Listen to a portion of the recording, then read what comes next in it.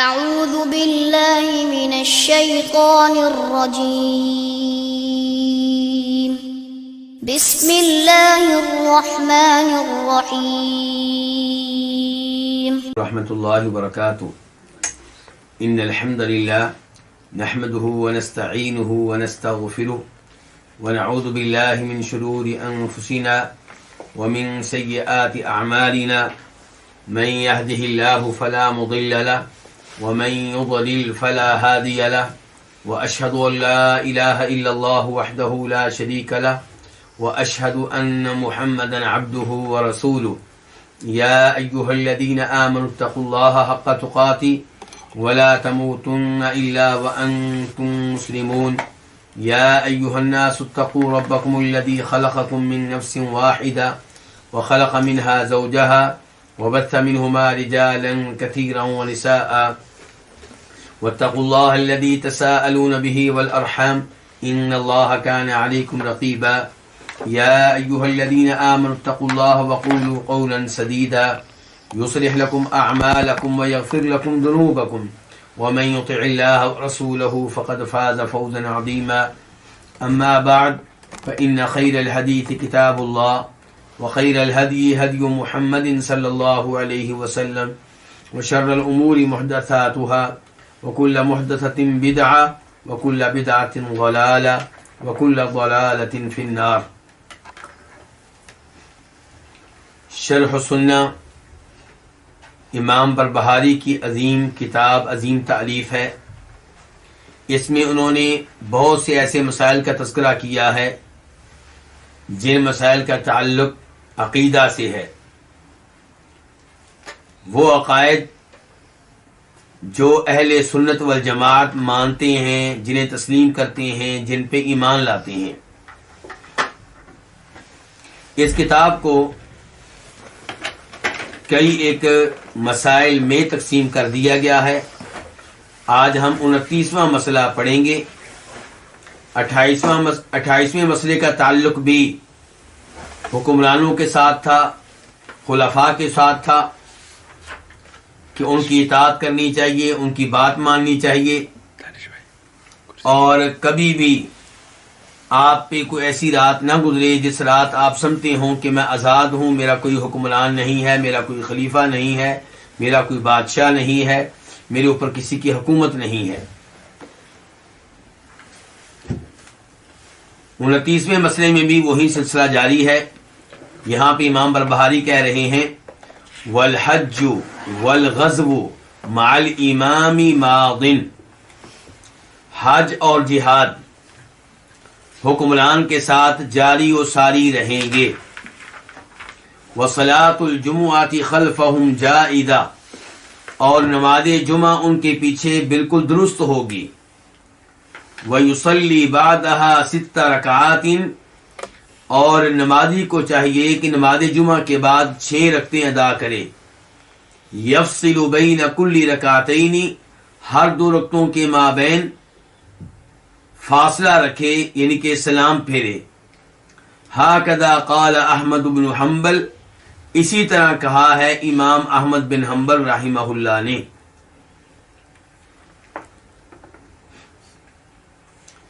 تو یہاں پہ پہلا جملہ کیا ہے کہ حج اور جہاد، حج اور قتال وقت کے حکمران کے ساتھ مل کر جاری و ساری رہیں گے. اس میں یہ پیغام دیا گیا ہے کہ حج وقت کے مسلمان حکمران کی قیادت میں ہوگا یا اس کے نیب کی قیادت میں ہوگا، اور جہاد بھی وقت کے مسلمان حکمران کی قیادت میں ہوگا یا اس کے نیب کی قیادت میں ہوگا. یہ وہ امور ہیں جنہیں آپ مانیں گے تو پتہ چلے گا کہ آپ اہل سنت والجماعت کے عقائد پہ ہیں. اور ان عقائد کا تذکرہ بہت سے ائمہ کرام نے کیا ہے. مثال کے طور پہ مشہور و معروف امام طحاوی رحمہ اللہ، جن کا عقیدہ طحاویہ ہے، اور یہ بہت سی اسلامی جامعات میں، مدارس میں پڑھایا جاتا ہے، خصوصاً سلفی مدارس میں، اہل حدیث مدارس میں. اور لکھنے والے امام طحاوی ہیں جن کا تعلق فقہ حنفی سے ہے. وہ کہتے ہیں آپ نے عقیدے کی اس کتاب میں اہل سنت والجماعت کے عقائد کا تذکرہ کرتے ہوئے والحج والجہاد ماضیان مع اولی الامر من المسلمین برهم وفاجرهم الى قیام الساعة لا يبطلهما شیء ولا ينقضهما. کہتے ہیں حج اور جہاد حکمرانوں کے ساتھ مل کر جاری و ساری رہیں گے. کون سے حکمران؟ من المسلمین، جو مسلمان ہوں، برہم وفاجرہم، مسلمان حکمرانوں کے ساتھ مل کر حج بھی ہوگا، جہاد بھی ہوگا، چاہے مسلمان حکمران نیکوکار ہوں، متقی ہوں، پرہیزگار ہوں، یا فاسق و فاجر ہوں، گنہگار ہوں، نافرمانی کا ارتکاب کرنے والے ہوں. اور یہ سلسلہ حج اور جہاد کا مسلمان حکمرانوں کی قیادت میں قیامت تک جاری رہے گا. کبھی بھی یہ سلسلے ختم نہیں ہوں گے، کبھی بھی یہ سلسلے باطل نہیں ہوں گے.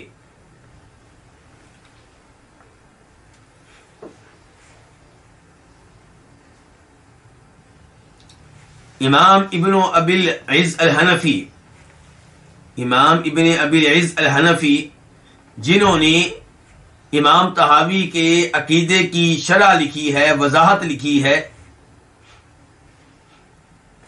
وہ کہتے ہیں کہ ان دو چیزوں کا تذکرہ خصوصی طور پہ کیوں ہوا ہے؟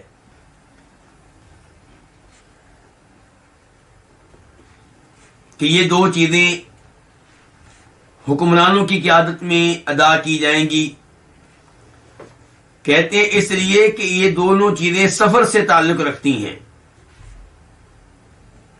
حج کے لیے بھی سفر کرنا پڑتا ہے، جہاد کے لیے بھی سفر کرنا پڑتا ہے. تو اس لیے ان دونوں چیزوں میں حکمران کا ہونا ضروری ہے، جس کی قیادت میں یہ کام ہو سکے، جو دشمنوں سے بھی مقابلہ کر سکے.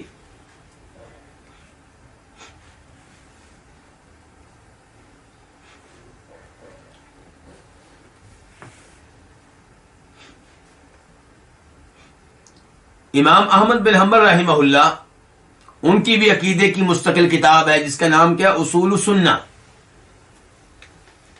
اس کتاب میں کہتے ہیں والغزو ماض مع الامراء الى یوم القیامہ البر والفاجر لا یترک.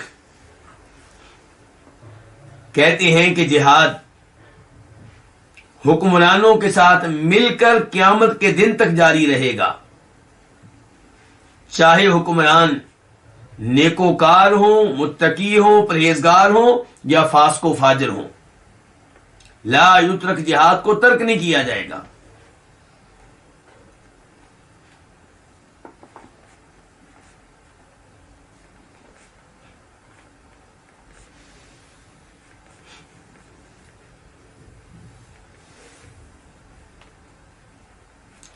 یہ ہے اہل سنت والجماعت کا عقیدہ. کیا کہ حج اور جہاد مسلمان حکمرانوں کی قیادت میں، ان کی معیت میں ادا کیے جائیں گے. اب اس کے مد مقابل گمراہ فرقوں کے عقائد کیا ہیں؟ سب سے پہلے آپ کو رافضہ کا عقیدہ بتانا چاہوں گا. ان کا عقیدہ یہ ہے کہ جہاد معطل رہے گا جب تک کہ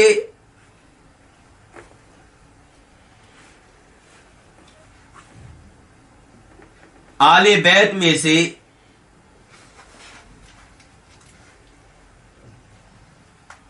ان کا وہ خلیفہ، ان کا حکمران غار سے باہر نہ نکل آئے جو غار میں جا چکا ہے.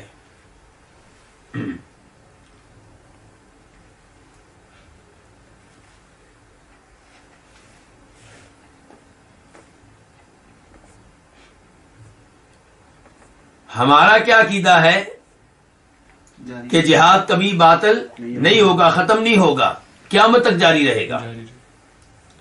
اور ہمارے عقیدہ یہ بھی ہے کہ حکمران چاہے فاسق ہو چاہے فاجر ہو، اس کی قیادت میں کیا ہوگا؟ جہاد ہوگا۔ ان کا عقیدہ کیا ہے کہ سارے کے سارے حکمران جو ہوں گے، خلفاء ہوں گے، وہ کیا ہوں گے؟ معصوم ہوں گے،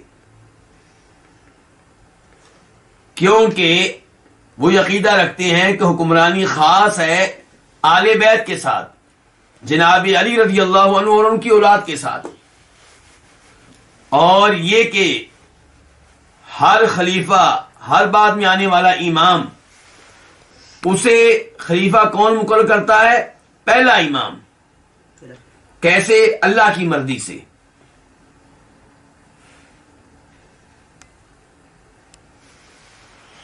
تو یہ سلسلہ ان کا جاری رہا، لیکن پھر جب ایک ان کے امام آئے، امام حسن عسکری،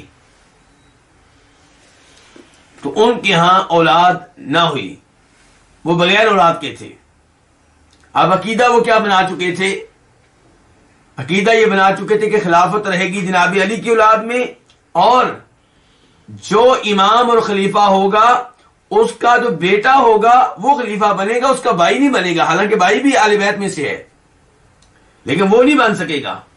کون بنے گا؟ بیٹا، اس کا بیٹا۔ اب جب انہوں نے یہ اصول بنایا تب یہ سوچ نہ سکے کہ شاید کوئی ایسا ہمارا امام آ جائے جس کی اولاد ہی نہ ہو۔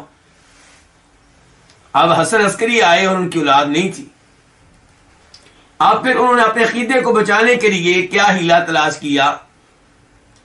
انہوں نے کہا جی ان کا ایک بیٹا پیدا ہوا تھا جس کا نام کیا تھا؟ محمد بن حسن عسکری، اور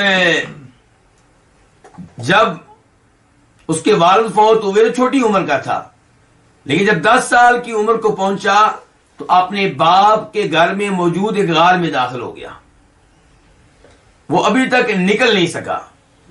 تو اس کا انتظار جاری ہے، جب تک وہ نہیں آئے گا تب تک جہاد نہیں ہو سکے گا۔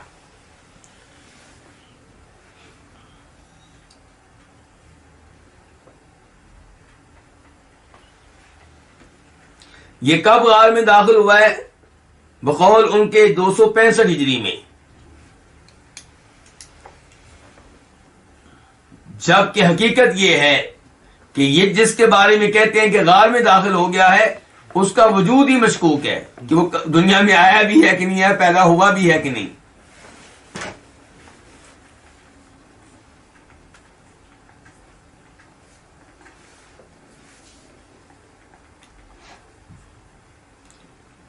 تو ان عقائد میں ایک تو رافضہ گمراہ ہوئے، اور دوسرے نمبر پہ وہ لوگ جو اپنے آپ کو اہل سنت والجماعت کی طرف منسوب کرتے ہیں، لیکن پرائیویٹ جہاد کا عقیدہ اور نظریہ رکھتے ہیں۔ مسلمان حکمرانوں کے خلاف بغاوت کا، خروج کا عقیدہ رکھتے ہیں، اور یہ سمجھتے ہیں کہ پرائیویٹ جہاد بھی ہو سکتا ہے، جبکہ اہل سنت والجماعت کا عقیدہ کیا ہے کہ حج اور جہاد یہ دونوں کام جاری رہیں گے، لیکن کس کے ساتھ مل کر؟ حکمران کے ساتھ مل کر، وقت کے بادشاہ کے ساتھ مل کر، خلیفہ کے ساتھ مل کر۔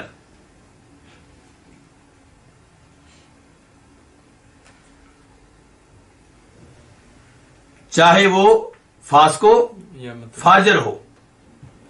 یہاں پہ ایک حدیث آپ کے سامنے رکھنا چاہوں گا۔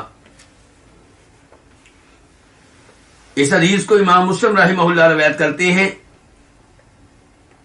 اور اس کے راوی ہیں عوف بن مالک الاشجعی۔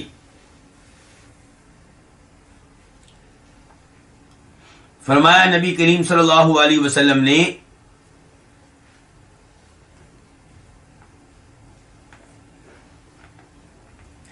خیار ائمتکم، تمہارے حکمرانوں میں سے افضل ترین حکمران وہ ہوں گے الذین تحبونہم ویحبونکم، جن سے تمہیں محبت ہوگی اور انہیں تم سے محبت ہوگی، وتصلون علیہم ویصلون علیکم، جو تمہارے لیے دعائیں کریں گے اور تم ان کے لیے دعائیں کرو گے۔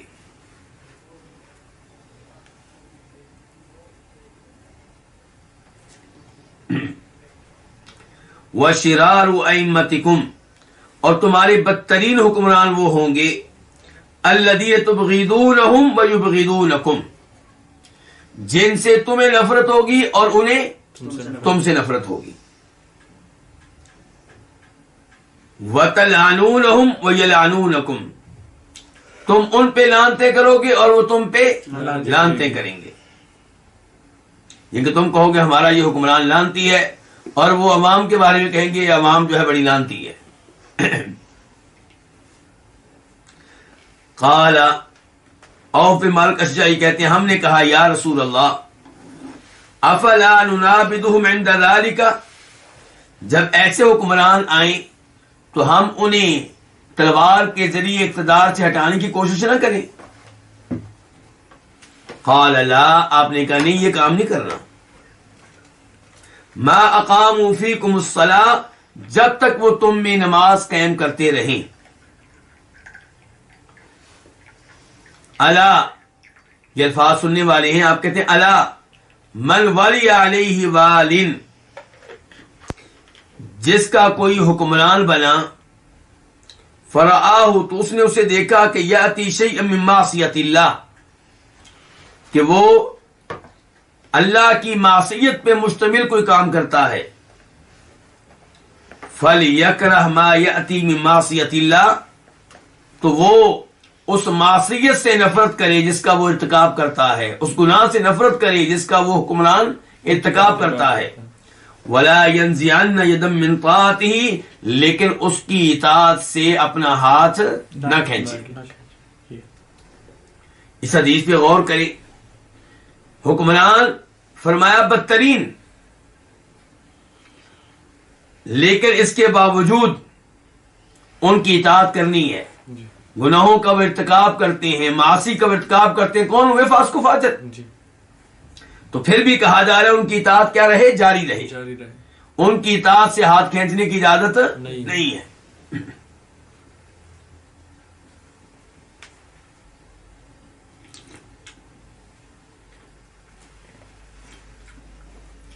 اور اس حدیث سے بھی پتا چلا کہ رافضہ کا عقیدہ غلط ہے کہ حکمران وہ ہو جو معصوم ہو.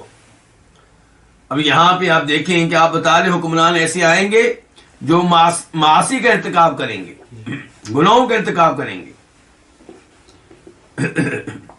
اور آپ نے یہ نہیں کہا کہ ان کو اتارا جائے، بغاوت کا اعلان کر دیا جائے، انقلاب کا اعلان کر دیا جائے، ایسی بات نہیں کہی آپ نے.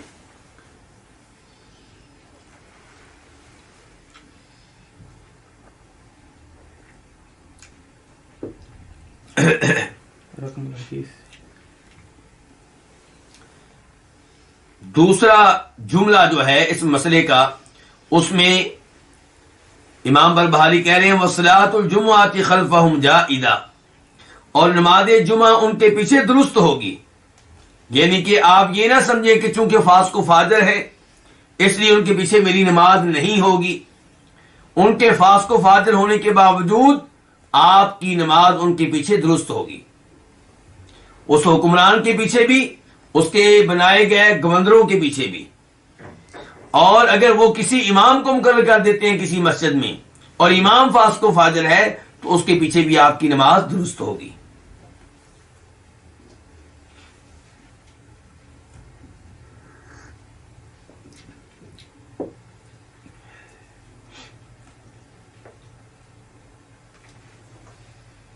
یہاں میں حجاج بن یوسف الثقفی کا تذکرہ کرنا چاہوں گا. حجاج بن یوسف ثقفی، محمد بن قاسم، یہ کیا لگتے ہیں؟ چچا. محمد بن قاسم جن کے ذریعے پاک و ہند میں اسلام پہنچا، خصوصاً سندھ کے علاقے میں، بلکہ ملتان تک پہنچ چکے تھے، نوجوان تھے.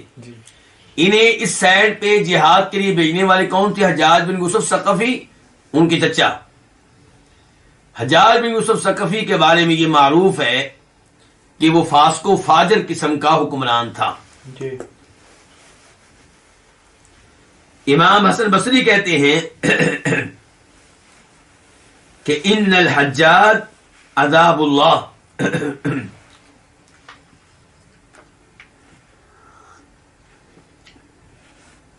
حجات کیا ہے؟ اللہ کا عذاب ہے.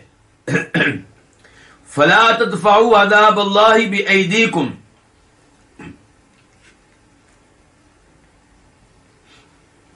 اللہ کا یہ عذاب اپنے ہاتھوں سے نہ ہٹاؤ. ولیکن علیکم بالاستکانۃ والتضرع. اللہ کا یہ عذاب جو آیا ہے اس سے نجات کیسے ملے گی؟ اللہ کی طرف رجوع کرو، اللہ کے سامنے گڑگڑاؤ. پھر حسن بصری ایت پڑھتے ہیں، دلیل دیتے ہیں قرآن سے اپنے اس موقف کے حق میں. کہتے ہیں، اللہ فرماتے ہیں سورہ مومنون میں ایت نمبر 76 میں 76، وَلَقَدْ أَخَذْنَاهُمْ بِالْعَذَابِ. ہم نے ان لوگوں کو عذاب میں مبتلا کیا. فَمَا اسْتَكَانُوا لِرَبِّهِمْ وَمَا تَضَرَّعُونَ. اللہ کے عذاب کا شکار بن جانے کے باوجود وہ اپنے رب کی طرف انہوں نے رجوع نہیں کیا، رب کے سامنے نہیں گڑ گڑائے. اللہ ان لوگوں کی مذمت کر رہے ہیں جن پہ اللہ کا عذاب آئے پھر بھی اللہ سے رابطہ نہ کریں، پھر بھی اللہ سے توبہ نہ کریں، پھر بھی اللہ سے معافیاں نہ مانگیں، پھر بھی اللہ کی جانب رجوع نہ کریں. تو حسن بصری نے کیا کہا؟ حجاج کو اللہ کا عذاب کہا ہے. امام ذہبی رحمہ اللہ، امام ابن کثیر رحمہ اللہ دونوں کیا ہے؟ مورخ ہیں اور اچھے مورخ ہیں. ہم یہ نہیں کہتے کہ معصوم ہیں، لیکن بہرحال بہت اچھے مورخ ہیں. دونوں نے حجاج بن یوسف کا تذکرہ جب کیا ہے تو ایسے الفاظ استعمال کیے ہیں جن سے پتہ چلتا ہے کہ وہ فاسق و فاجر تھا. اس کے ذریعے کئی نیک لوگ قتل ہوئے ہیں.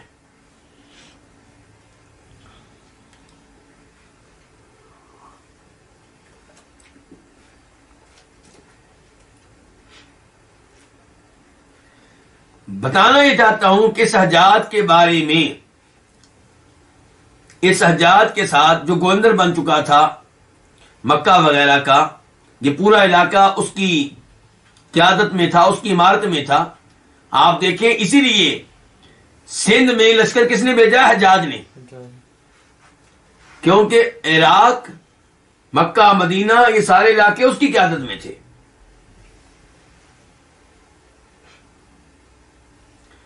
تو صحابہ کرام نے اس حکمران کے ساتھ کیا تعلق اختیار کیا جس کو دنیا فاسق مانتی ہے؟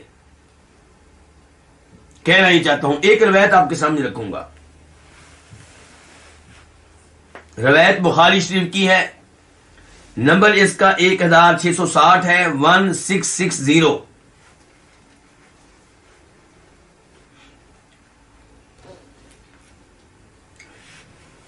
روایت کے راوی مشہور و معروف صحابی جناب عبداللہ بن عمر کے بیٹے سالم ہیں. سالم صحابی نہیں، آپ جانتے ہیں وہ کیا ہیں؟ تابعی ہیں، لیکن بہت بڑے عالم دین ہیں.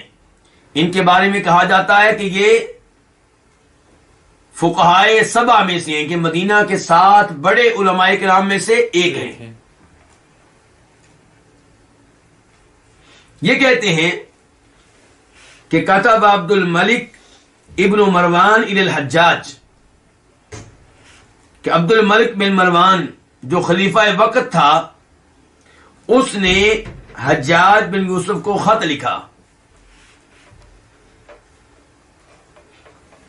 خط کیا لکھا؟ کہ اللہ یخالف ابن عمر فی الحج، کہ حج کے مسائل میں عبداللہ بن عمر کی مخالفت نہ کرنا.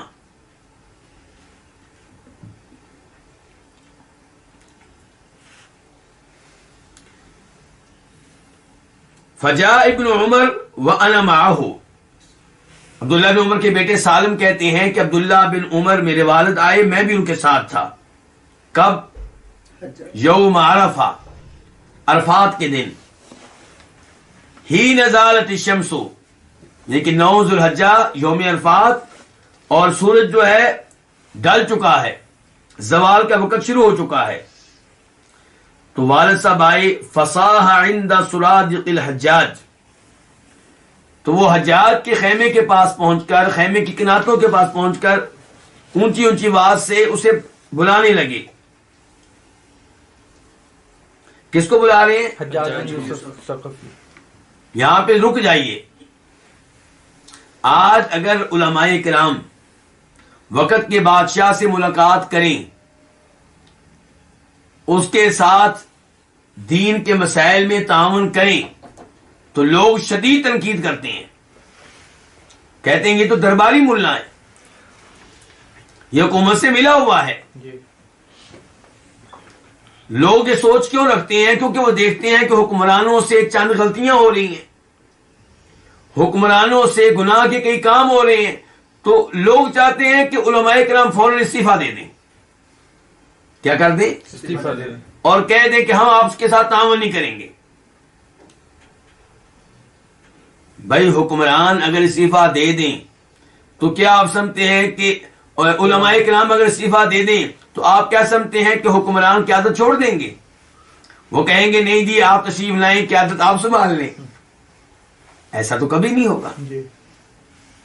اس لیے علماء کرام جو متقی ہوتے ہیں، پرہیزگار ہوتے ہیں، صاحب علم ہوتے ہیں، وہ ساتھ ساتھ حکیم بھی ہوتے ہیں، حکمت والے بھی ہوتے ہیں.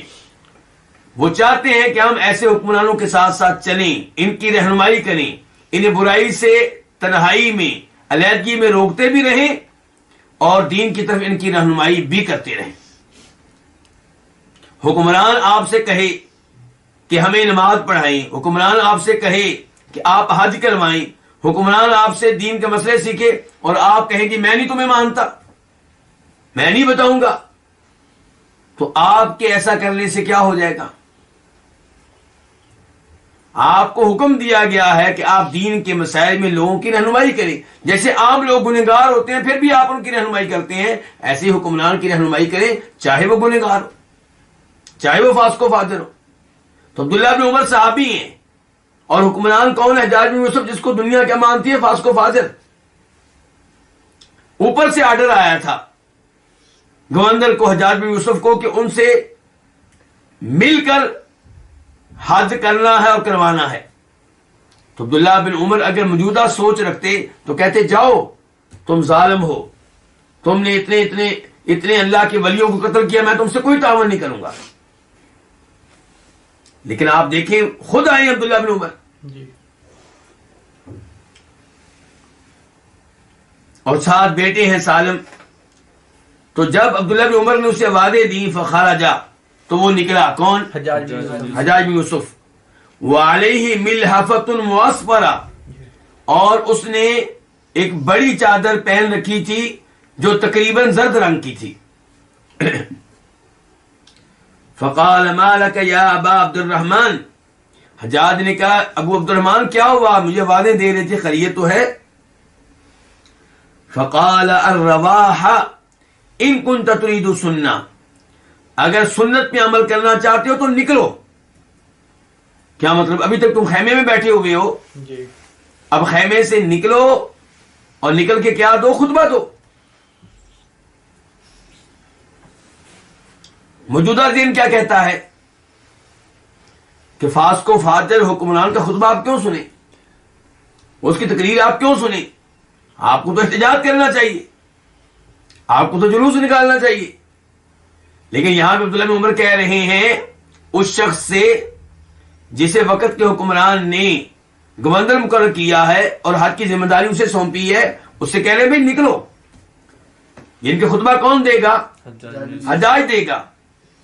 عبداللہ بن عمر اگر موجودہ ذہن کے مالک ہوتے تو چند لوگوں کو لیتے اور مسجد میں جا کے ممبر پہ قبضہ کر کے بیٹھ جاتے اللہ کی جماعت. اور کہتے کہ تو فاسق و فاجر ہے، ہم تمہاری حکومت نہیں مانتے، خطبہ ہم دیں گے، اور تو عالم دین بھی نہیں ہے، تو عالم دین بھی نہیں ہے.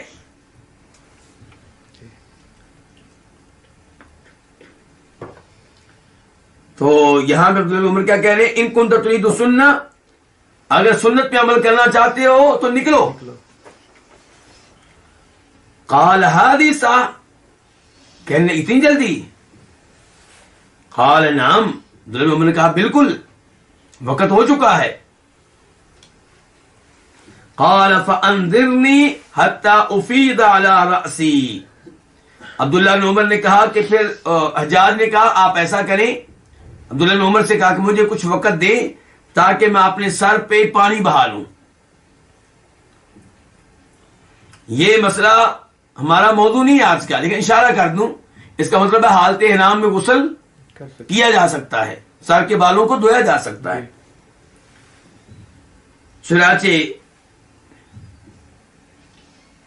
حجاج بن یوسف نہانے کے لیے سر پہ پانی ڈالنے کے لیے چلا گیا. عبداللہ بن عمر اس کا انتظار کر رہے ہیں. انتظار کیا ہے. موجودہ دن کیا کہتا ہے؟ حکمرانوں کا انتظار کیوں کریں آپ صحابی ہیں، آپ اتنے بڑے عالم دین ہیں، وہ آپ کا انتظار کریں، آپ اس کا انتظار کیوں کریں؟ آپ کی شان کے مطابق نہیں ہے. آپ جائیں مسجد میں جا کے بیٹھ جائیں، خود آئے گا ادھر. لیکن نہیں، علماء کرام کو کوشش کرنی چاہیے کہ انہیں بادشاہوں اور حکمرانوں کے قریب ہونے کا موقع ملے، لیکن مال لینے کے لیے نہیں. کس لیے؟ دین کی باتیں بتانے کے لیے، نصیحت کرنے کے لیے. کیونکہ ان لوگوں کو نصیحت کی زیادہ ضرورت ہے، اور ان کو آپ نصیحت کریں گے، انہوں نے نصیحت مان لی تو تمام مسلمانوں کا فائدہ ہوگا. عام آدمی کو نصیحت کریں گے تو وہ عمل کرے گا خود یا اس کے گھر والے کر لیں گے. حکمران ٹھیک ہو گیا کسی ایک مسئلے میں تو پورا ملک ٹھیک ہو جائے گا اس مسئلے میں. تو آپ حکمرانوں کے اگر اس لیے قریب ہوتے ہیں کہ میں ان کو نصیحت کروں، ان کو دین کے مسائل بتاؤں، تو یہ بہت بڑی خوبی ہے. یہ آپ کے حکیم ہونے کی نشانی اور علامت ہے. ہاں، وہ عالم دین جو مال لینے کے لیے ان کے قریب ہو، وہ یعنی کہ اس کی مذمت کی جا سکتی ہے.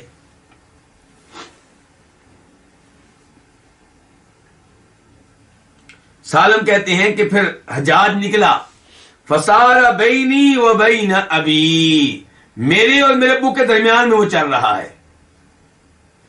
جس حکمران کو دنیا کیا مانتی ہے، فاسق و فاجر، ایک طرف صحابی عبداللہ بن عمر ہے اور دوسری طرف ان کا بیٹا سالم تابعی، بہت بڑا عالم دین، پورا پروٹوکول دے کے اس کو لا رہے ہیں.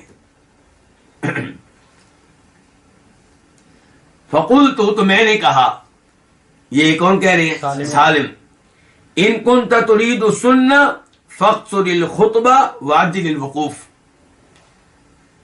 یہ ہے بادشاہوں کے قریب رہنے کا فائدہ عالم دین کو، کہ پہلے اس کو خیمے سے نکالا ہے تاکہ خطبہ لیٹ نہ کرے، نمازیں لیٹ نہ کرے. نکلو بھائی نکلو. اور اب جب ساتھ لے جا رہے ہیں، راستے میں کیا کر رہے ہیں؟ نصیحت کر رہے ہیں. یہ نہیں کہا کہ گورنر صاحب ذرا ایک پلاٹ میرے نام لکھ دیں. نہیں، ایسی بات نہیں ہے. دنیا نہیں مانگ رہے، بلکہ کچھ دے رہے ہیں. کیا دے رہے ہیں؟ دیکھیں، ان کنت تريد السنة فاقصر الخطبہ. اگر سنت پہ عمل کرنا چاہتے ہو تو خطبے کو مختصر رکھنا، اور خطبہ ختم کر کے نمازیں پڑھا کے لوگوں کو جلدی فارغ کر دینا تاکہ لوگ وقوف کر سکیں. وقوف عرفات آپ جانتے ہیں نا، بالکل حج کے ارکان میں سے ایک عظیم رکن ہے. فجعل ينظر الى عبد اللہ، تو حجاج دیکھنے لگا کس کی طرف؟ عبداللہ بن عمر کے چہرے کی طرف، یعنی کہ آپ کا بیٹا یہ کہہ رہا، آپ کیا کہتے ہیں؟ فلما رأى ذلك عبداللہ، جب عبداللہ بن عمر نے یہ دیکھا تو قال صدق، بالکل ٹھیک کہہ رہا ہے میرا بیٹا. تو یہ ہے علماء کا اور پبلک کا تعلق کس کے ساتھ؟ حکمرانوں کے ساتھ. خصوصاً وہ حکمران جو کیا ہو؟ فاسق و فاجر ہو. ان کے تو زیادہ علماء کرام کو قریب ہونا چاہیے. لیکن بار بار کہہ رہا ہوں، کس کام کے لیے؟ دین بتانے کے لیے، توحید بتانے کے لیے، عقیدہ ٹھیک کرنے کے لیے، اچھے انداز میں حکمران کو مکمل پروٹوکول دیتے ہوئے. کیونکہ عام آدمی سے بھی اگر آپ غلط انداز میں بات کریں گے تو آپ کی بات نہیں سنے گا، حکمران کیسے سن سکتا ہے؟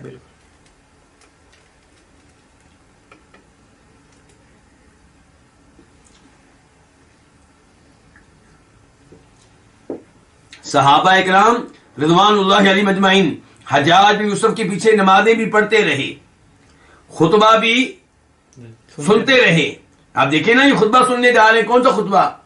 خطبہ عرفات، حج کا خطبہ. تو ہمارا موضوع کیا تھا کہ حج اور جہاد حکمران کے ساتھ جاری و ساری رہے گا اور جمعہ کی نماز ان کے پیچھے درست ہے. تو اب یہ حج کی نمازیں حکمران کے پیچھے پڑھنے جا رہے ہیں, جمعہ اس کے پیچھے پڑھنے, حج اس کے پیچھے پڑھنے جا رہے ہیں, خطبہ اس کا سننے جا رہے ہیں. تو اس کا مطلب یہ ہوا کہ مسلمان حکمران چاہے فاسق و فاجر ہو, چاہے نیک متقی پرہیزگار ہو, ہمیں چاہیے کہ ہم اس کی بیعت کریں, اس کی اطاعت کریں اور خیر کے امور میں اس کے ساتھ تعاون کریں. جہاں پہ اس کا آرڈر غلط آئے وہ نہیں مانا جائے گا, لیکن غلط آرڈر آنے پہ بھی بغاوت کرنے کی اجازت نہیں ہوگی. تو کیا کہہ رہے ہیں امام بربہاری کہ جمعہ کی نماز ان کے پیچھے درست ہوگی, یعنی کہ ان کے پیچھے پڑھنی چاہیے جب وہ خود پڑھائیں یا ان کا مقرر کردہ امام پڑھائے, کوئی جج پڑھا رہا ہو. آپ نے شاید سنا ہو یا دیکھا ہو کہ سعودی عرب میں بہت سی مساجد میں جو خطیب ہوتے ہیں وہ جج ہوتے ہیں. وہ کیا ہوتے ہیں؟ جج ہوتے ہیں, یا یونیورسٹیوں کے پروفیسر ہوتے ہیں, دینی علوم پڑھانے والے, اور یا پھر کیا ہوتے ہیں؟ عدالتوں کے جج ہوتے ہیں. حتیٰ کہ مسجد نبوی کے امام ہے دیکھنے, ان میں سے کئی ایک جج ہے. شیخ عبد المحسن قاسم کیا ہیں؟ جج ہیں. شیخ محمد صلاح بدیر کیا ہیں؟ جج ہیں.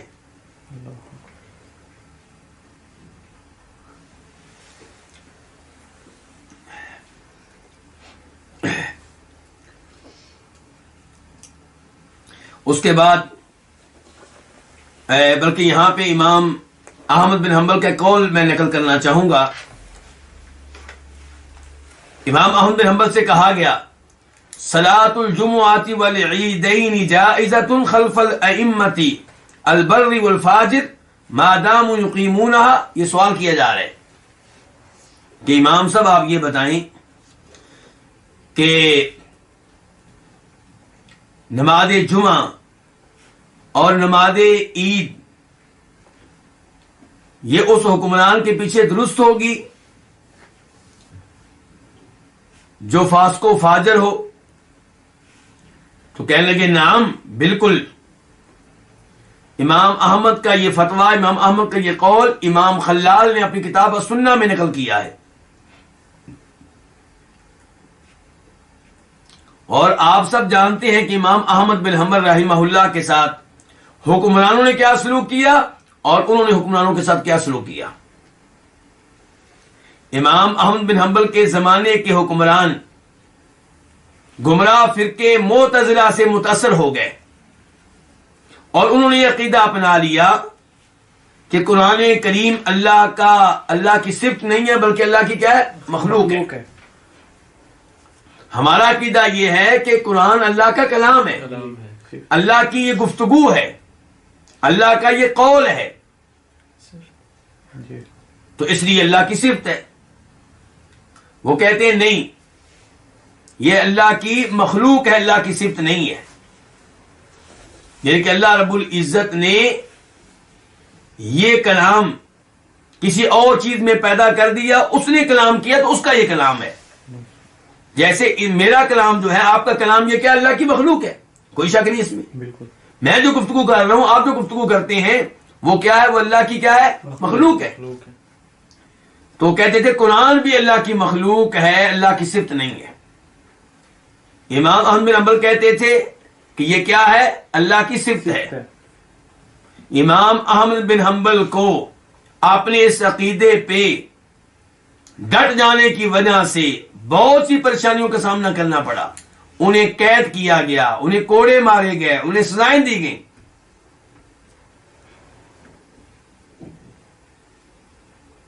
امام احمد بن حنبل ڈٹے رہے, لیکن کبھی بھی 3 حکمرانوں سے مار کھائی ہے. کتنے حکمرانوں سے؟ 3 سے. لیکن کبھی بھی کسی حکمران کے خلاف بددعا نہیں کی اور کبھی بھی بغاوت کا اعلان نہیں کیا, بلکہ ان کے بارے میں مشہور ہے کہ وہ کہا کرتے تھے کہ اگر مجھ سے یہ کہا جائے, یعنی کہ اللہ کی طرف سے مسئلہ سمجھانے کے لیے کہتے تھے کہ اگر مجھ سے کہا جائے کہ احمد تمہیں ایک ایسی دعا کرنے کی اجازت ہے جو پکی قبول ہوگی، گارنٹی ہے. تو کہتے تھے میں وہ دعا اپنے لیے نہیں کروں گا. کس کے لیے کروں گا؟ حکمران کے لیے. کیونکہ حکمران اگر ٹھیک ہو گیا تو رعایا بھی ٹھیک ہو جائے گی، اور دعا اپنے لیے کروں گا تو میرا ذاتی فائدہ ہوگا. تو ہمیں ان ائمہ کرام کی سیرت سے، زندگی سے سبق حاصل کرنا چاہیے. تو امام احمد بن حنبل یہاں پہ کیا کہہ رہے ہیں؟ یہاں پہ کیا کہہ رہے ہیں؟ وَيُصَلِّي بَعْدَهَا 6 رَكَعَاتٍ. امام بربہاری کہہ رہے ہیں کہ امام احمد کا عقیدہ ہے کہ نماز جمعہ کے بعد کتنی رکعتیں ادا کریں؟ 6. اب یہ جو بات کرنے لگے ہیں اس کا عقیدے سے کوئی تعلق نہیں ہے، لیکن نماز جمعہ کا تذکرہ آیا تو ساتھ یہ بات بھی ذکر کر دی. کہتے ہیں کہ نماز جمعہ کے بعد 6 رکعتیں ادا کرے. یفصل بین کل رکعتین، ہر 2 رکعتوں کے درمیان فاصلہ قائم کرے. فاصلہ کیسے قائم کرے؟ سلام پھر کر. یہ کہ 6 رکعتیں اکٹھی نہیں ہوں گی، 2 2 2. ہاکذا قال، اسی طرح کہا امام احمد بن حنبل نے. امام احمد بن حنبل یہ فوت ہوئے ہیں 241 ہجری میں، 241. 4 اماموں میں سے ایک ان کو شمار کیا جاتا ہے. امام شافعی کے خاص شاگرد ہیں، امام بخاری کے استاد ہیں.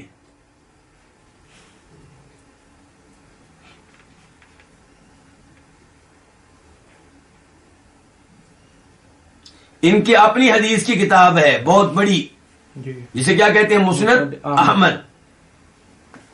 اور ان کی کتاب امام بخاری کی کتاب سے مختلف ہے ترتیب کے اعتبار سے. امام بخاری کی کتاب میں، صحیح بخاری میں احادیث ہیں موضوع کے لحاظ سے، یعنی کہ مثال کے طور پہ پہلے احادیث ہیں وحی کے بارے میں، پھر ایمان کے بارے میں، پھر طہارت کے بارے میں، وضو غسل وغیرہ مسح وغیرہ، یہ سب چیزیں، پھر آخر نماز. تو اس لحاظ سے احادیث ہے. لیکن امام احمد کی کتاب مسند میں احادیث صحابی کے لحاظ سے ہیں. مثال کے طور پہ پہلے احادیث ابو بکر صدیق کی جو وہ روایت کرتے ہیں اللہ کے رسول سے، پھر عمر فاروق کی جو وہ روایت کرتے ہیں اللہ کے رسول سے. اس ایسے ترتیب ہے. تو بہرحال امام احمد بہت بڑے امام ہیں، اور ان کے کئی ایک شاگرد تھے جنہوں نے ان کے علم کو آگے پھیلایا.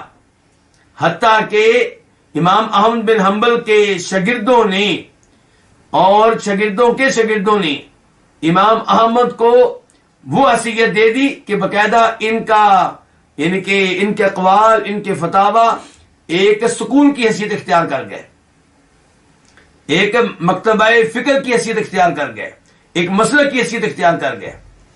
اس لیے ان کے مسلک کو لوگ کیا کہتے ہیں؟ حنبلی مسلک. لیکن امام احمد بن حنبل نے کبھی یہ دعوت نہیں دی کہ لوگ میری تقلید کریں، بلکہ ان کی دعوت یہی تھی کہ احادیث کی اتباع کریں، احادیث کے پیچھے چلیں.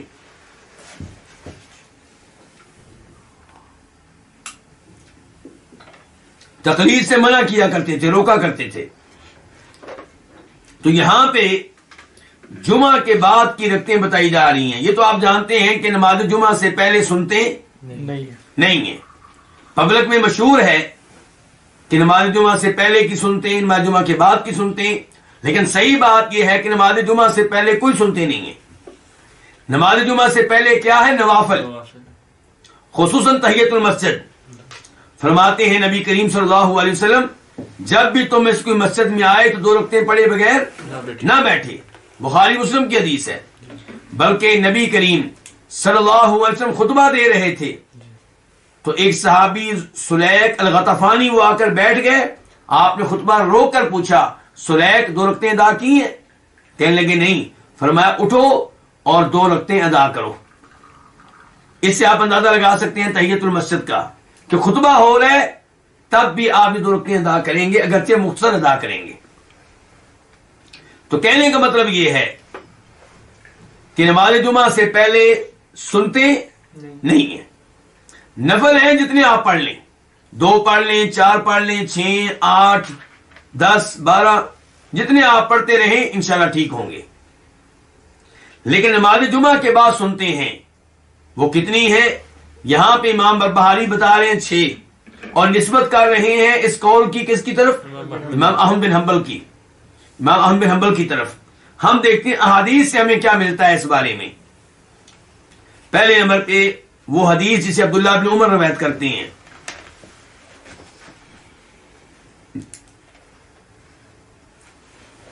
اس میں کہتے ہیں عبداللہ بن عمر آپ کی سنتوں کا تذکرہ کرتے ہوئے، فَكَانَ لَا يُصَلِّي بَعْدَ الْجُمُعَةِ حَتَّى يَنْصَرِفْ فَيُصَلِّي رَكْعَتَيْنِ فِي بَيْتِهِ. آپ نماز جمعہ کے بعد کوئی نماز ادا نہیں کرتے تھے یہاں تک کہ گھر آ جاتے اور گھر میں پہنچ کر 2 رکعتیں ادا کیا کرتے تھے.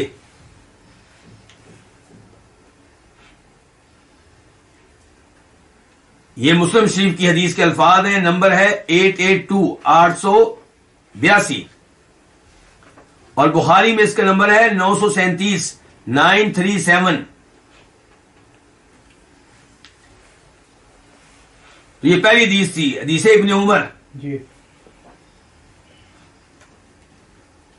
اس کے بعد حدیث ابو ہریرہ، وہ کہتے ہیں کہ فرمایا نبی کریم صلی اللہ علیہ وسلم نے، اذا صلى احدكم الجمعہ فلیصلی بعدها 4، جب تم میں سے کوئی نماز جمعہ ادا کرے تو اس کے بعد 4 رکعتیں ادا کرے. اس حدیث کو امام مسلم نے روایت کیا ہے. نمبر ہے 881 881.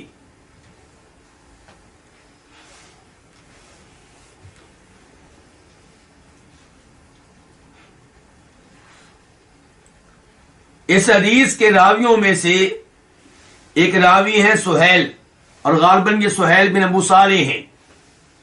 یہ کہتے ہیں حدیث بیان کرنے کے بعد، فَإِنْ عَجِلَ بِكَ شَيْءٌ، اگر کسی وجہ سے آپ جلدی میں ہوں، فَصَلِّ رَكَعَتَيْنِ فِي الْمَسْجِدِ، تو آپ 2 رکعتیں مسجد میں ادا کر لیں، وَرَكَعَتَيْنِ إِذَا رَجَعْتَ، اور 2 رکعتیں آپ گھر میں پہنچ کر ادا کر لیں. خلاصہ کلام یہ ہے کہ نبی کریم صلی اللہ علیہ وسلم سے جمعہ کے بعد کی سنتیں جو ثابت ہیں وہ یا 2 ہیں یا 4. آپ کہہ سکتے ہیں کہ 2 سنتیں موقدہ ہیں اور باقی 2 غیر موقدہ ہیں، یعنی کہ 2 کی اہمیت زیادہ ہے کہ 2 تو ادا کرنے کی کوشش زیادہ کریں، اور اگر آپ 4 ادا کر لیں تو زیادہ بہتر ہے. کچھ علماء کرام کہتے ہیں کہ عبداللہ بن عمر کہہ رہے ہیں کہ 2 رکعتیں آپ کہاں پہ ادا کرتے تھے؟ گھر میں. تو اس لیے وہ کہتے ہیں ہمارا مشورہ یہ ہے کہ جب آپ جمعہ کے بعد کی سنتیں مسجد میں ادا کریں تو 4 ادا کریں، اور جب گھر میں جا کے ادا کریں تو 2 ادا کریں. لیکن مسئلہ یہ ہے کہ امام بربہاری نے کہا تھا 6 رکعتیں، تو 6 رکعتیں کہاں پہ آئی ہیں؟ تو گزارش یہ ہے کہ 6 رکعتوں کی دلیل نہیں مل سکی. کوئی ایسی حدیث نہیں مل سکی جس میں 6 رکعتوں کا تذکرہ آیا ہو. البتہ اگر کوئی یہ کہے کہ جو 2 حدیثیں بیان ہوئی ہیں، حدیث عبداللہ بن عمر اور حدیث ابو ہریرہ، ان دونوں کو جمع کر لیا جائے تو کتنی رکعتیں بن جائیں گی؟ 6. تو یہ شاید کوئی کہہ لے، لیکن بہرحال 4 یا 2، نماز جمعہ کے بعد 4 رکعتیں ادا کریں یا کتنی ادا کریں؟ 2 ادا کریں. آخر میں یہ جو آج مسئلہ ہم نے پڑھا ہے، اس کے بارے میں امام احمد بن حنبل اپنی عقیدے کی کتاب میں کیا فرماتے ہیں وہ آپ کے سامنے رکھنا چاہوں گا. امام احمد بن حنبل حج اور جہاد کے بارے میں کیا کہتے ہیں وہ پہلے میں بیان کر چکا ہوں. آپ کس کے بارے میں بیان کرنے لگا ہوں؟ نماز جمعہ کے بارے میں. کہتے ہیں وَصَلَاةُ الْجُمُعَةِ خَلْفَهُ وَخَلْفَ مَنْ وَلَّاهُ جَائِزَةٌ باقیۃ تامۃ رکعتین، حکمران کے پیچھے جمعہ کی نماز اور ان لوگوں کے پیچھے جن کو حکمران نے امام مقرر کیا ہو یا گورنر مقرر کیا ہو، جائزۃ بالکل درست ہے، اور یہ سلسلہ جاری رہے گا، اور یہ نماز مکمل ہے 2 رکعتیں۔ من اعادہما فہو مبتدع، جو اس نماز کو دہرائے وہ بدعتی ہے۔ کیا مطلب؟ کہ جو یہ نماز پڑھے اپنے حکمران کے پیچھے اور پھر یہ سوچے کہ چونکہ یہ آدمی فاسق ہے جی تو شاید میری نماز اس کے پیچھے نہ ہوئی ہو، میں گھر جا کے دوبارہ پڑھوں گا، امام احمد بن حنبل کہتے ہیں ایسا آدمی کیا ہے؟ بدعتی ہے۔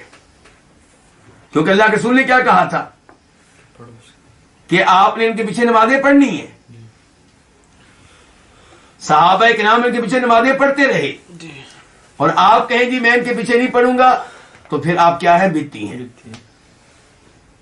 البتہ اگر کوئی ایسا حکمران ہو جس میں واضح طور پہ صراحت کے ساتھ کفر پایا جاتا ہو تو پھر آپ اپنے گھر میں آ کے نماز دہرائیں، تو امید ہے کہ انشاءاللہ اس میں کوئی حرج نہیں ہوگا۔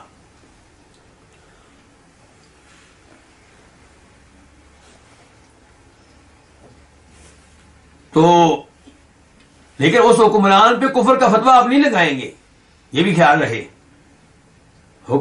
کفر کا فتویٰ نام لے کر آپ نہیں لگا سکتے، لیکن آپ نے اس میں واضح طور پہ کفریہ امور دیکھے ہیں تو آپ اپنی نماز کے معاملے میں یہ احتیاط کر سکتے ہیں، کیونکہ یہ بدعت وہ ہو گئی جو دائرہ اسلام سے خارج کر دینے والی ہے۔ تو امام بن حنبل کیا کہہ رہے ہیں کہ ایسے حکمران کے پیچھے آپ کی نماز ٹھیک ہوگی، جو دہرائے وہ بدعتی ہے، تارک للآثار، وہ احادیث کو نظر انداز کر رہا ہے، مخالف للسنہ، وہ سنت کی خلاف ورزی کر رہا ہے، لیس لہ من فضل الجمعۃ شیء، اس کو جمعہ کے فضائل میں سے کچھ نہیں ملے گا۔ اذا لم یر الصلاۃ خلف الائمۃ، جب اس کا عقیدہ یہ ہو کہ حکمرانوں کے پیچھے نماز درست نہیں ہے، من کانوا، وہ جو کوئی بھی ہوں، برہم وفاجرہم، چاہے فاسق و فاجر ہوں چاہے نیکوکار ہوں، عقیدہ جو یہ رکھے کہ میری حکمرانوں کے پیچھے نماز ٹھیک نہیں ہے، تو امام احمد بن حنبل کہتے ہیں اس کو نماز جمعہ کے فضائل میں سے کچھ نہیں ملے گا۔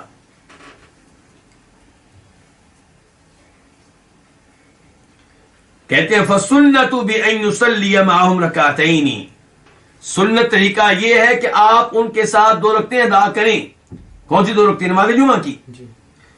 اور ویدین، اور یہ عقیدہ رکھیں کہ بأنہا تامۃ، کہ یہ میری مکمل نماز ہے۔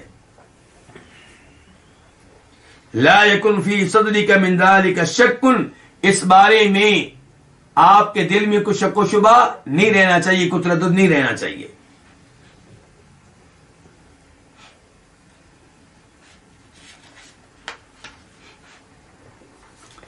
اب ہم منتقل ہوتے ہیں مسئلہ نمبر 30 کی طرف۔ مسئلہ نمبر 30 میں امام بربہاری کہتے ہیں والخلافت فی قریش، خلافت کن میں رہے گی؟ قریش میں رہے گی۔ الی ان ینزل عیسی ابن مریم علیہ السلام، کب تک قریش میں رہے گی؟ یہاں تک کہ عیسیٰ بن مریم علیہ السلام کا نزول ہو جائے، وہ اتر آئیں آسمانوں سے، وہ تشریف لے آئیں۔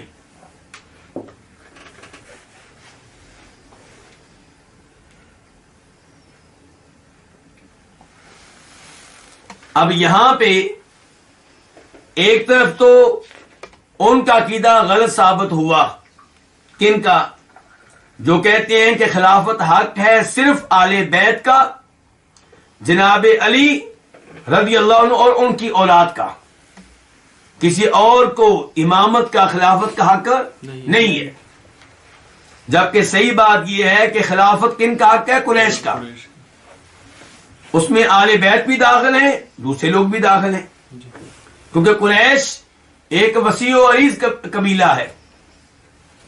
اس قبیلے کا حصہ بنو ہاشم آل بیت بھی ہیں اور دیگر لوگ بھی ہیں۔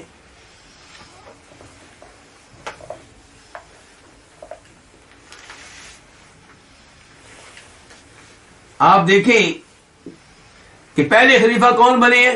ابو بکر رضی اللہ عنہ. کسی صحابی نے یہ اعتراض نہیں کیا کہ آپ خلافت کے حقدار نہیں ہیں کیونکہ آپ ہاشمی نہیں ہیں، کیونکہ آپ آل بیت میں سے نہیں ہیں، بلکہ سب نے ان کو خلیفہ مانا ہے اور سب نے ان کی بیعت کی ہے. تو پتہ چلا کہ یہ صحابہ کرام کا اجماعی اور اتفاقی عقیدہ تھا کہ خلافت کن میں رہنی چاہیے؟ قریش میں. یعنی کہ یہ عقیدہ ان کا نہیں تھا کہ خلافت صرف آل بیت میں رہے گی، جناب علی کی اولاد میں رہے گی. یہ ان کا عقیدہ نہیں تھا. اگر ان کا یہ عقیدہ ہوتا تو ابو بکر صدیق کے بعد جناب علی کو بناتے، لیکن انہوں نے کس کو بنایا؟ جناب عمر کو. آپ کہیں گے جناب عمر کو تو مقرر کیا کس نے؟ ابو بکر صدیق نے. لیکن وہ بغاوت کر سکتے تھے، مشورہ دے سکتے تھے. جناب صدیق کو یہ کہہ کے روکنے کی کوشش کرتے کہ بے خلافت قریشیوں کا حق نہیں بلکہ بنی ہاشم کا حق ہے، آل بیت کا حق ہے. ایسا کچھ نہیں ہوا.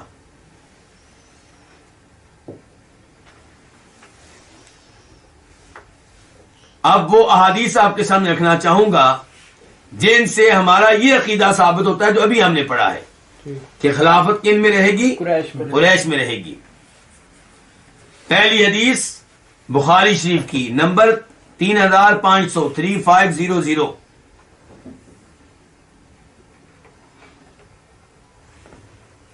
حدیث کو روایت کرنے والے صحابی جناب امیر المؤمنین معاویہ بن ابو سفیان رضی اللہ تعالی عنہما ہے.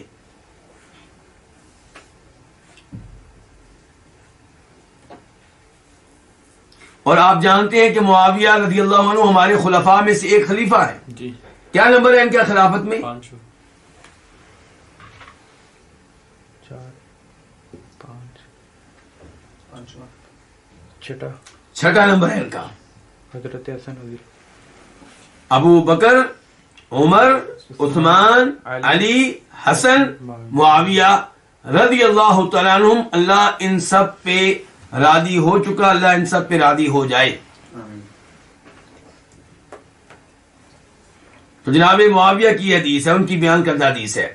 وہ کہتے ہیں کہ میں نے یہ حدیث سنی ہے نبی کریم صلی اللہ علیہ وسلم سے کہ ان ھذا الامر فی قریش،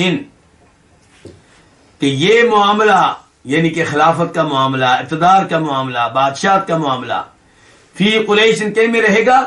قریش میں.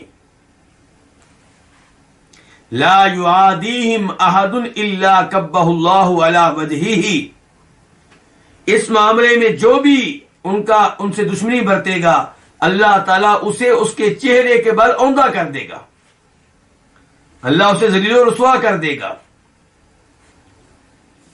قریشیوں کا یہ حق کب تک ہے؟ ما اقام الدین، جب تک وہ دین کو قائم کریں، شریعت کو قائم کریں، شریعت کو نافذ کریں تو اقتدار ان کا حق ہے.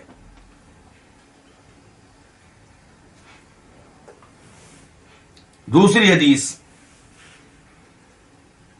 اسے روایت کرنے والے جناب عبداللہ بن عمر رضی اللہ تعالی عنہما ہیں.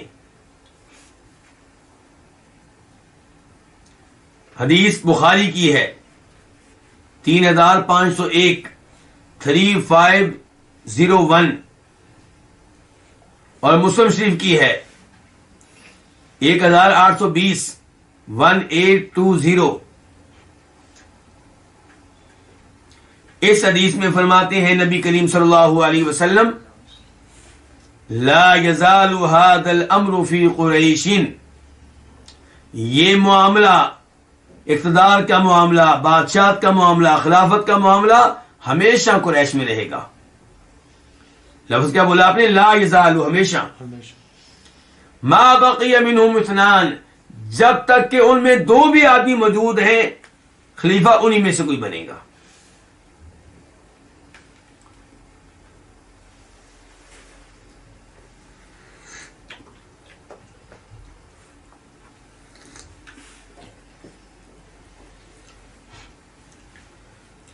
تیسری حدیث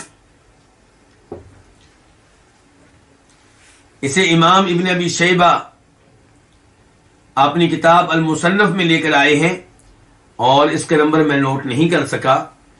شیخ البانی رحمہ اللہ نے البتہ اس کو صحیح قرار دیا ہے. حدیث کے الفاظ ہیں قدموا قریشا ولا تتقدموها. قریش کو اس معاملے میں کیا دو، ترجیح دو اپنے اوپر. اس معاملے میں ان سے آگے بڑھنے کی کوشش نہ کرو، یعنی قیادت ان کے حوالے کر دو.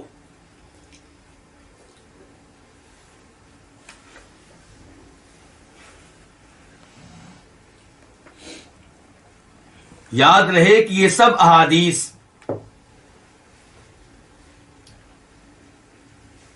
یہ بتا رہی ہیں کہ خلافت ان کا حق ہے، لیکن اگر کوئی ایسا قریشی ہو جو اقتدار سنبھالنے کے قابل نہ ہو، خلافت سنبھالنے کے قابل نہ ہو، تو اسے پھر خلیفہ نہیں بنایا جائے گا. مثال کے طور پہ کوئی سمجھدار آدمی موجود نہیں ہے، یا صاحب علم موجود نہیں ہے، فاسق و فاجر قسم کا آدمی ہے، کیونکہ کسی بھی فاسق و فاجر کو حکمران بنانے کی اجازت نہیں ہے. جب ہم کہتے ہیں کہ فاسق و فاجر حکمران کی اطاعت کریں، وہ ہم تب کہتے ہیں جب اس کو بنایا جا چکا ہو، جب وہ بن چکا ہو.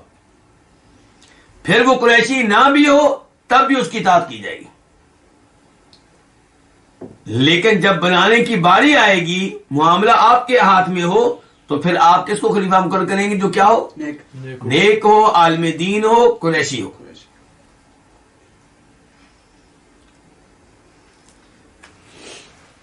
تین حدیث آپ لکھ چکے ہیں. چوتھے نمبر پہ لکھیں جناب ابوبکر صدیق کے الفاظ.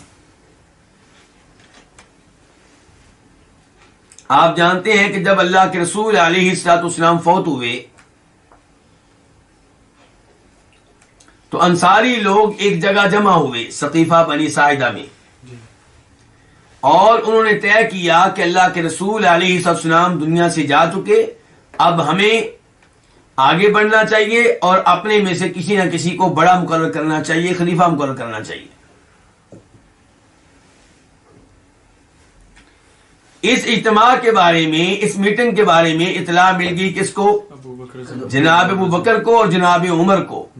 دونوں وہاں پہ پہنچے، دیگر صحابہ کرام بھی ساتھ تھے، خصوصاً ابو عبیدہ بن جراح. وہاں پہ مذاکرات ہوئے، گفتگو ہوئی.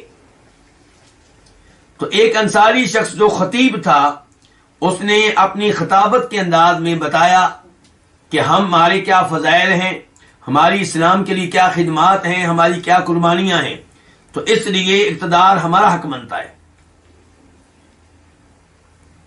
تو جناب ابوبکر صدیق نے اس کی گفتگو سننے کے بعد، اس کی تقریر سننے کے بعد کہا ما ذکرتم فیکم من خیر فانتم له اہل. ما ذکرتم فیکم من خیر فانتم له اہل. تم لوگوں نے جو اپنی خوبیاں ذکر کی ہیں تو یقیناً یہ خوبیاں تم میں پائی جاتی ہیں، یہ کارنامے تم لوگوں نے سر انجام دیے ہیں، یہ قربانیاں تم نے دی، ہم مانتے ہیں.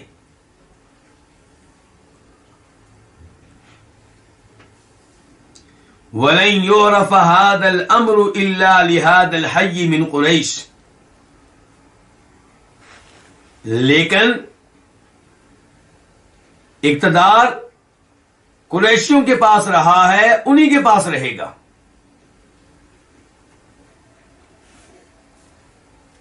ہم اوسط العرب نسبا ودارا. وہ عربوں میں سب سے زیادہ فضیلت والے ہیں، سب سے بہتر ہیں، نسب کے لحاظ سے بھی اور قبیلے کے لحاظ سے بھی.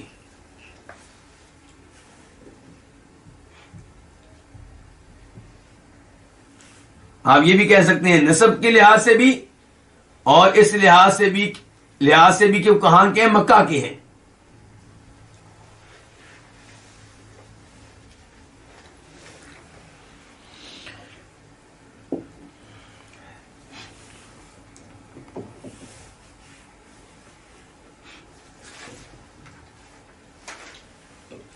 تو ان احادیث سے اور جناب صدیق کے ان الفاظ سے کیا پتہ چلا کہ قیادت کن کا کیا؟ قریشیوں کا. ابو بکر صدیق کے الفاظ کی اہمیت یہ ہے کہ انہوں نے صحابہ کرام کے مجمع میں الفاظ کہے ہیں، کسی نے آگے سے ان کو غلط قرار نہیں دیا۔ ان لوگوں نے بھی جو طے کر رہے تھے کہ خلیفہ ہم میں سے ہوگا، ان کو بھی ضرورت نہیں ہوئی کہ وہ کہیں کہ آپ کی بات غلط ہے۔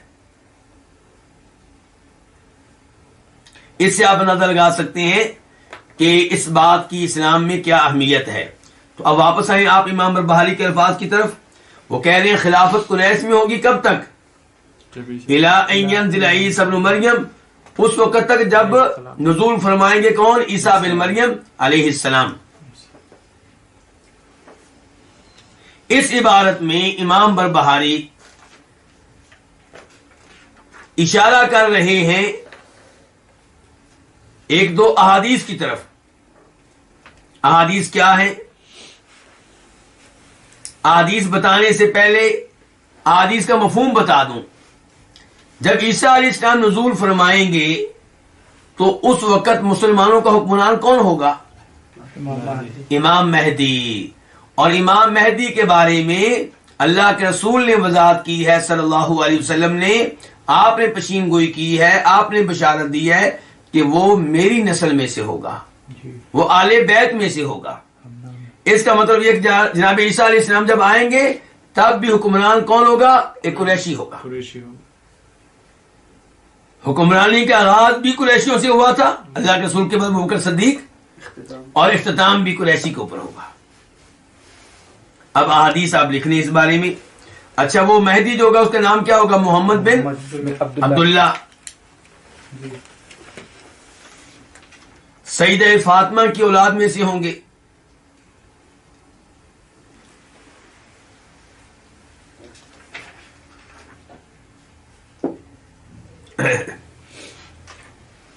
پہلی حدیث، اس کے راوی ہیں جناب جابر بن عبداللہ رضی اللہ تعالیٰ عنہ، کہ فرمایا نبی کریم صلی اللہ علیہ وسلم نے، ینزل عیسیٰ ابن مریم، عیسیٰ بن مریم نزول فرمائیں گے، اتریں گے، فیقول امیرہم المہدی، تو مسلمانوں کا حکمران، اس کا لقب کیا ہوگا؟ مہدی۔ حدیث میں باقاعدہ آگے کیا ہوگا؟ مہدی۔ تو ان کا مہدی حکمران ہوگا، وہ کہے گا عیسیٰ علیہ السلام سے، تعال آئیں، صلی بنا، ہمیں نماز پڑھائیں۔ فیقول، تو وہ کہیں گے، لا، نہیں، ان بعضہم امیر بعض، تم میں سے کوئی دوسروں کا حکمران بنے گا۔ تکریمت اللہ لہذه الامہ، اللہ نے اس امت کو اعزاز بخشا ہے کہ تم ہی میں سے ایک باقی سب کی کیا کرے گا؟ قیادت کرے گا، اور باقی سب پہ حکمرانی کرے گا۔ یہ حدیث جو ہے مسلم شریف میں آئی ہے، اس کا نمبر ہے 156 لیکن یہ ذہن میں رہے کہ مسلم میں المہدی کا لفظ نہیں ہے۔ یہ حدیث پوری موجود ہے لیکن لفظ مہدی کے بغیر۔ یہ کہ مسلم شریف میں یہ ہے کہ مسلمانوں کا حکمران کہے گا عیسیٰ علیہ السلام سے کہ آئیں نماز پڑھائیں، وہاں مہدی کا لفظ نہیں ہے۔ لیکن مہدی کا لفظ آیا ہے اس حدیث میں، وہ ہمیں کیسے پتا چلا؟ امام ابن القیم رحمہ اللہ نے یہ حدیث ذکر کی ہے اپنی کتاب المنار المنیف میں۔ کس کتاب میں؟ المنار المنیف، اور ساتھ پوری سند بھی ذکر کی ہے۔ تو وہاں پہ وہ کہتے ہیں کہ اس حدیث کو روایت کیا ہے امام الحارث بن ابی اسامہ نے اپنی مسند میں، اور امام القیم اس کی سند بھی ذکر کرتے ہیں اور پھر بتاتے ہیں کہ اس کی سند قابل قبول ہے۔ ویسے یہ حدیث کہاں آئی ہے؟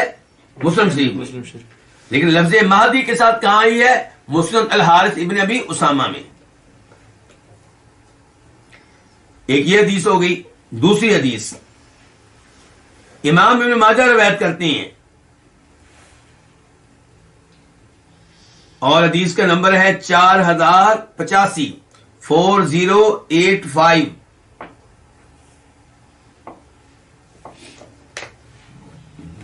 حدیث کے راوی ہیں جناب علی رضی اللہ تعالی عنہ،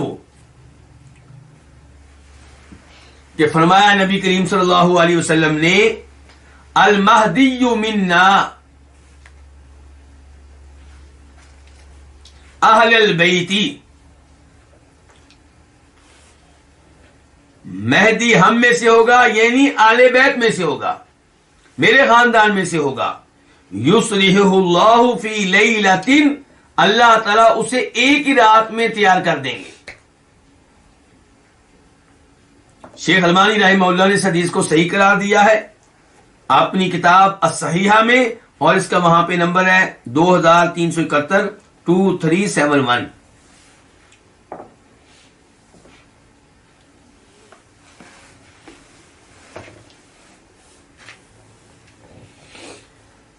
تو خلاصہ کلام یہ ہے کہ خلافت جو ہے شریعت یہ چاہتی ہے کہ خلافت کن میں رہے؟